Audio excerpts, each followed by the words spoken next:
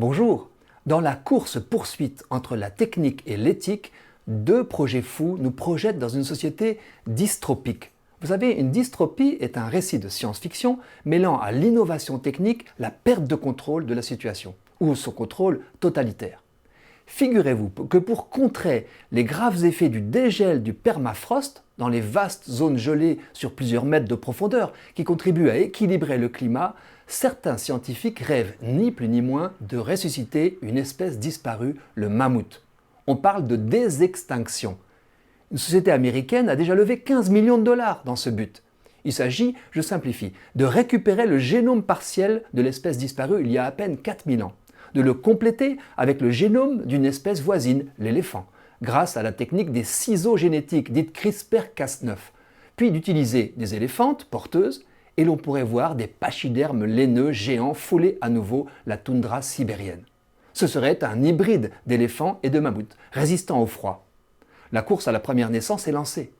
Mais pourquoi forcer la résurrection de l'espèce iconique de nos grottes préhistoriques ? Selon ses promoteurs, le piétinement de la toundra par un lourd herbivore permettrait sa transformation en prairie, ferait baisser sa température, capterait le dioxyde de carbone et le méthane qui se répandraient dans l'atmosphère en cas de dégel généralisé et contribuerait ainsi à enrayer le réchauffement climatique. Je sens que vous tiquez, vous n'êtes pas les seuls. Pour nombre d'experts, faire renaître une espèce à la disparition de laquelle l'homme n'est pas le principal contributeur serait fautif. Des éthiciens et des naturalistes estiment qu'une réintroduction ferait plus de dégâts que prévu, sans réparer le climat. Un paléontologue américain crie même à la supercherie. Il conteste le mot désextinction, car il s'agirait à ses yeux d'un éléphant chimérique OGM, et de rappeler qu'il y avait 200 millions de mammouths laineux pour tasser l'Eurasie il y a 12 000 ans. Toujours pour lutter contre le réchauffement climatique, d'autres scientifiques se sont réunis pour réfléchir ni plus ni moins à une prise de contrôle du climat par envoi massif de soufre dans la stratosphère, c'est-à-dire entre 8 et 15 km d'altitude.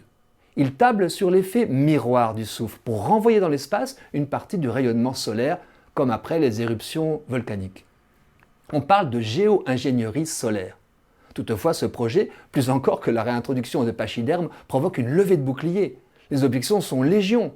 Prétendre contrôler artificiellement le climat, c'est jouer avec le feu.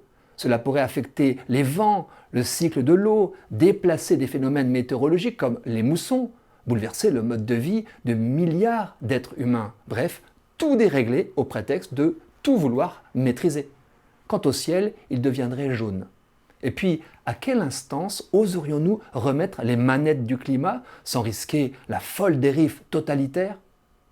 Face à ceux qui pensent toujours que la technique nous sauvera des dégâts causés par la technique, la présence d'une solide critique scientifique et éthique est une bonne nouvelle.